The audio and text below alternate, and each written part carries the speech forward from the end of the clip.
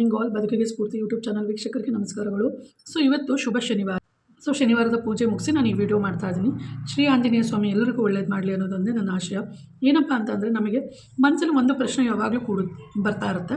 ಏನಪ್ಪ ಅಂದರೆ, ನಮ್ಮ ಒಂದು ಸೌಜನ್ಯ ಹೋರಾಟಗಾರನ ನಾವು ಅಂದ್ಬಿಟ್ಟು ಅಂದರೆ ಯಾಕೆ ನಂಬ್ತಿದ್ದೀವಿ ಅಂತ ಅಂದ್ಬಿಟ್ಟು. ನೋಡಿ, ಅವ್ರು ಯಾರು ಅಂತ ನಮಗೆ ಗೊತ್ತೇ ಇಲ್ಲ, ನಾವು ಅವ್ರನ್ನ ನೋಡೂ ಇಲ್ಲ, ಅವ್ರನ್ನ ಯಾವತ್ತೂ ನಾವು ಮೀಟ್ ಆಗೂ ಇಲ್ಲ, ಡೈರೆಕ್ಟಾಗಿ ಮಾತಾಡಿಸಿಲ್ಲ, ಅಥವಾ ಸಂಬಂಧಿಕರಲ್ಲ, ಸ್ನೇಹಿತರಲ್ಲ. ಆದರೂ ಸಹ ಅವ್ರ ಮೇಲೆ ಒಂದು ನಂಬಿಕೆ ಮತ್ತು ಕಾಳಜಿ ಬಂದಿದೆ. ಏನಕ್ಕೆ ಅಂತ ನಮ್ಮಲ್ಲಿ ನನಗೆ ಒಂದೊಂದ್ಸರಿ ಪ್ರಶ್ನೆ ಮೂಡುತ್ತೆ. ಯಾಕೆಂದರೆ ನಮ್ಮ ಒಂದು ಸಂಬಂಧಿಕರು, ಫ್ರೆಂಡ್ಸು ಅಷ್ಟೇ ಕೇಳ್ತಾ ಇರ್ತಾರೆ, ನೀವು ಯಾಕೆ ಅವ್ರ ಮಾತು ನಂಬಿಬಿಟ್ಟು ವೀಡಿಯೋಸ್ ಮಾಡ್ತೀರಾ? ಯಾಕೆಂದರೆ ಒಂದು ವೀಡಿಯೋ ಮಾಡೋದು ಒಂದು ಜವಾಬ್ದಾರಿಯುತವಾದ ಒಂದು ಅಭಿಪ್ರಾಯನ ತಿಳಿಸ್ಬೇಕು ಅಂದರೆ ಅದು ಒಂದು ಸಮಾಜದಲ್ಲಿ ಬೇರೆ ಥರ ಮೂಡುತ್ತೆ. ಸೊ ಹಾಗಾಗಿ ನಾವು ಏನಪ್ಪ ಅಂದರೆ ಎಲ್ಲದಕ್ಕೂ ರೆಡಿ ಇರಬೇಕಾಗುತ್ತೆ. ಅಂದರೆ ನೆಗೆಟಿವ್ ಆಗೂ ನನಗೆ ಕಮೆಂಟ್ ಬರುತ್ತೆ, ಪಾಸಿಟಿವ್ ಆಗೂ ಕಮೆಂಟ್ ಬರುತ್ತೆ. ಆದರೆ ಎಲ್ಲದಕ್ಕೂ ರೆಡಿಯಾಗಿ ನನ್ನ ಒಂದು ಅಭಿಪ್ರಾಯನ ನಾನು ಶೇರ್ ಮಾಡ್ತೀನಿ. ಏನಕ್ಕೆ ಈ ರೀಸನ್ನು, ಏನಕ್ಕೆ ನಾವು ಸೌಜನ್ಯ ಹೋರಾಟಗಾರನ ತುಂಬ ಮನಸಾರ ನಂಬಿದ್ದೀವಿ ಅಂತಂದರೆ, ಅದು ಯಾಕೆ ಅಂತ ಗೊತ್ತಿಲ್ಲ. ಒಂದು ಅಂತರಾತ್ಮ ಅಂತ ಒಂದು ಇರುತ್ತಲ್ಲ. ಸೊ ನಂಗೆ ಅವ್ರು ಹೇಳ್ತಾ ಇರೋದೆಲ್ಲ ಸತ್ಯ ಅನ್ನುವಂಥ ಒಂದು, ಅಂದರೆ ಧರ್ಮಸ್ಥಳದಲ್ಲಿ ಏನೋ ಒಂದು ನಡೆದಿದೆ, ಒಂದು ತಪ್ಪು ನಡೆದಿದೆ. ಸೊ ಅದಕ್ಕೆ ಶಿಕ್ಷೆ ಆಗಿಲ್ಲ. ಆ ಶಿಕ್ಷೆಗೋಸ್ಕರ ಅವರು ಹೋರಾಡ್ತಾ ಇರೋದನ್ನಂತೂ ಸತ್ಯವಾಗಿ ಕಾಣ್ತಾ ಇದೆ. ಏನಪ್ಪ ಅಂದರೆ, ಹೋರಾಟಗಾರರ ಜೀವನ ಅಂತೂ ತುಂಬಾ ಕಷ್ಟ. ಅವರ ಒಂದು ನೋಡಿ, ಅವರ ದುಡ್ಡಾಗಿರ್ಬೋದು ಅಥವಾ ಟೈಮ್ ಆಗಿರ್ಬೋದು, ಅವರ ಒಂದು ಜೀವನನೇ ಅವರು ಹೋರಾಟದಲ್ಲಿ ಕಳಿಬೇಕಾಗುತ್ತೆ. ಅಷ್ಟೇ ಅಲ್ಲ, ಅವರಿಗಷ್ಟೇ ಅಲ್ಲ, ಈವನ್ ಅವ್ರ ಫ್ಯಾಮಿಲಿಯವ್ರಿಗೂ ತೊಂದರೆ ಮಾಡ್ತಾ ಇದೆ ಈ ಸೊಸೈಟಿ ಅಂತ ಹೇಳ್ಬೋದು. ಈಗ SIT ಅವ್ರೇನು SIT ಫಾರ್ಮ್ ಆಗಬೇಕು ಅಂತ ಅಂದ್ಬಿಟ್ಟು ರಿಕ್ವೆಸ್ಟ್ ಮಾಡಿದ್ರು ಸರ್ಕಾರಕ್ಕೆ. SIT ಫಾರ್ಮ್ ಆದಮೇಲೆ SIT ಅವರೇ ಅವರನ್ನು ಬಂಧಿಸಲಿಕ್ಕೆ ತುಂಬಾ ಪ್ರಯತ್ನ ಪಟ್ಟರು ಅನ್ನೋದು ಬಂದಂಥ ಸುದ್ದಿ. ಸೊ ಯಾಕೆ ಅವ್ರ ಮೇಲೆ ಯಾವುದೇ ಒಂದು ಅವರಿಗೆ ಸಂಬಂಧ ಇಲ್ಲ ಅಂದರೂ ಅವ್ರ ಮೇಲೆ ಒಂದು ಕಾಳಜಿ ಮತ್ತು ಅವರ ಮೇಲೆ ಅವ್ರ ಹೋರಾಟಕ್ಕೆ ಒಂದು ಸತ್ಯ ಸಿಗಲಿ, ಯಾವುದೇ ಒಂದು ನ್ಯಾಯ ಸಿಗಲಿ ಅಂತಂದರೆ ಯಾಕೋ ಮನಸ್ಸು ಹೇಳುತ್ತೆ. ಅವರ ಒಂದು ನಮ್ಮ ಒಂದು ಅಂತರಾತ್ಮಕ್ಕೆ ಕೇಳ್ಕೊಳ್ಳೋವಂಥ ಪ್ರಶ್ನೆ ಕೇಳಿದ್ರೆ, ಒಂದು ಅಂತರಾತ್ಮದ ಶಕ್ತಿ ಏನು ಹೇಳುತ್ತೆ ಅಂದರೆ, ಸೌಜನ್ಯ ಅನ್ನುವಂಥ ಶಕ್ತಿ ಇದೆ, ಅಲ್ಲಿ ಏನೋ ಒಂದು ತಪ್ಪು ನಡೆದಿದೆ, ಅದಕ್ಕೆ ಶಿಕ್ಷೆ ಆಗಿಲ್ಲ.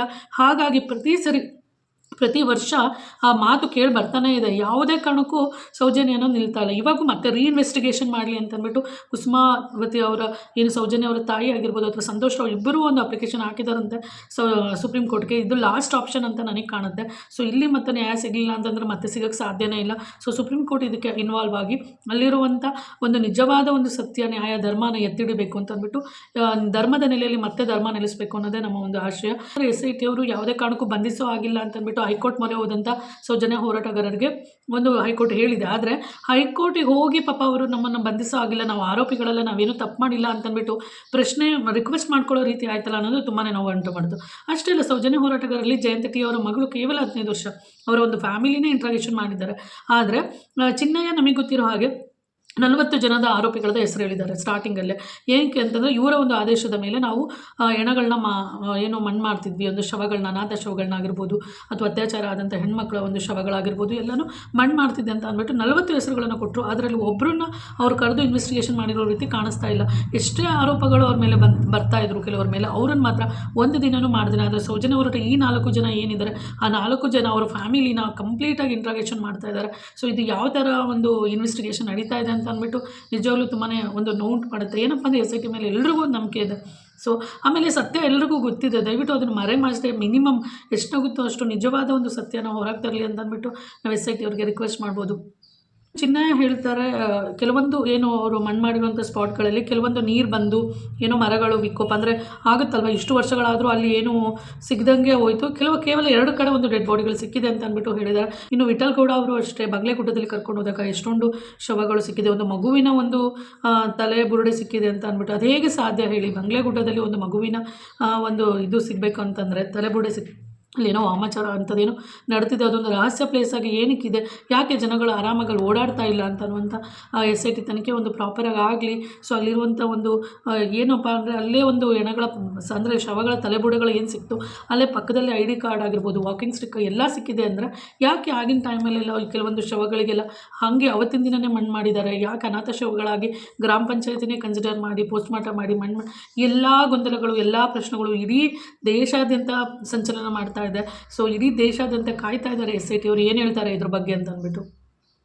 ಬುರುಡೆ ಮೀಡಿಯಾದಲ್ಲಂತೂ ಕಂಪ್ಲೀಟಾಗಿ ಸುಳ್ಳು ತೋರಿಸ್ತಾ ಇದ್ದಾರೆ. ಇದೆಲ್ಲ ನಮಗೆ ಗೊತ್ತೇ ಇದೆ. ನಾವೇನಪ್ಪ ಅಂದರೆ ನಿಖರವಾಗಿ BLR ಪೋಸ್ಟಲ್ಲಿ ಏನು ಬರುತ್ತೆ ಅಂದರೆ, ಒಂದು ನಾನು ಮೊನ್ನೆ ಹಾಕಿದ್ನಲ್ಲ, ಸುಪ್ರೀಂ ಕೋರ್ಟಿಗೆ ಅರ್ಜಿ ಹಾಕಿದ್ದಾರೆ ಯಾರು, ಕುಸುಮಾವತಿ ಮತ್ತು ಸಂತೋಷ್, ಇದು ಸಹ ಅದರಲ್ಲೇ ಬಂದಿದೆ. ಅಂದರೆ ಮ್ಯಾಕ್ಸಿಮಮ್ ತುಂಬ 99% ಒಂದು ಸತ್ಯವಾದ ಒಂದು ವಿಷಯನ ಕೊಡ್ತಾ ಇರೋದು BLR ಪೋಸ್ಟ್. ಸೊ ನಾನು ಹಾಗಾಗಿ ಅದನ್ನೇ ಅಬ್ಸರ್ವ್ ಮಾಡ್ತೀನಿ, ಅದನ್ನು ಫಾಲೋ ಮಾಡಿ ಅದ್ರ ರಿಲೇಟೆಡೇ ನಾನು ವೀಡಿಯೋಸ್ ಮಾಡ್ತಾ ಇದ್ದೀನಿ.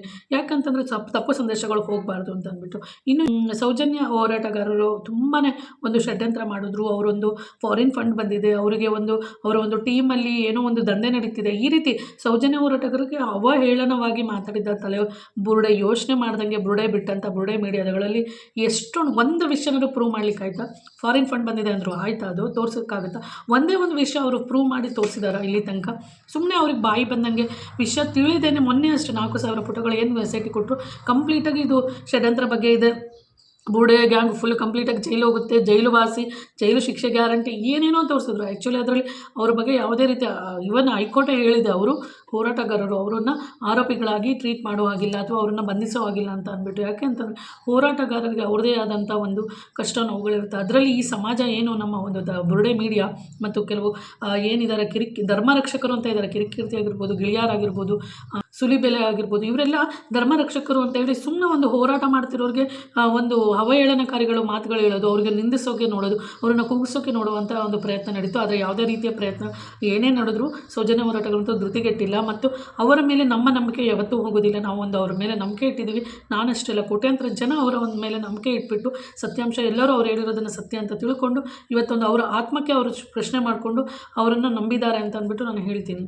ನೂರಾರು ಹೆಣಗಳು ಸಿಕ್ಕಿರ್ಬೋದು ಅಥವಾ ಏನೇ ಆಗಿರ್ಬೋದು, ಆದರೆ ನಮಗೆ ಗೊತ್ತಿರುವಂಥ ಪದ್ಮಲತಾ ಆಗಿರ್ಬೋದು, ವೇದವಲ್ಲಿ ಆಗಿರ್ಬೋದು, ಸೌಜನ್ಯ ಆಗಿರ್ಬೋದು, ಆನೆ ಮಾವುತ, ಇವ್ರದ್ದೆಲ್ಲ ಕಥೆಗಳು ಕೇಳಿದ್ರೇ ತುಂಬಾ ನೋವು ಉಂಟಾಗುತ್ತೆ. ದಯವಿಟ್ಟು ಅವರ ಒಂದು ಆತ್ಮಗಳಿಗೆ ಶಾಂತಿ ಸಿಗಬೇಕು ಅಂದರೆ ನಿಜವಾಗಿ ಮಾಡಿದಂಥ ಯಾರು ತಪ್ಪಿತಸ್ಥರಿರ್ತಾರೆ ಅವರು ಜೈಲು ಶಿಕ್ಷೆ ಅನುಭವಿಸ್ಬೇಕು. ಆಗಲೇ ತಾನೇ ಒಂದು ನ್ಯಾಯ ಅನ್ನೋದು ಎತ್ತಿಡೋಕ್ಕಾಗೋದು. ಚಿನ್ನಯ್ಯನ ಹತ್ರನೇ ನಿಜವಾದ ಎಷ್ಟೋ ಅಂಶಗಳು, ನಿಜಾಂಶಗಳು ಅಡಗಿದೆ.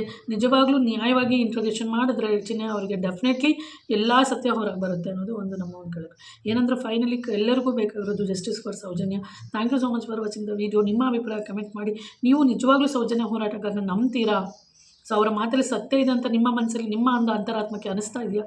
ದಯವಿಟ್ಟು ಕಮೆಂಟ್ ಮಾಡಿ. Thank you so much for watching the video. Thanks a lot.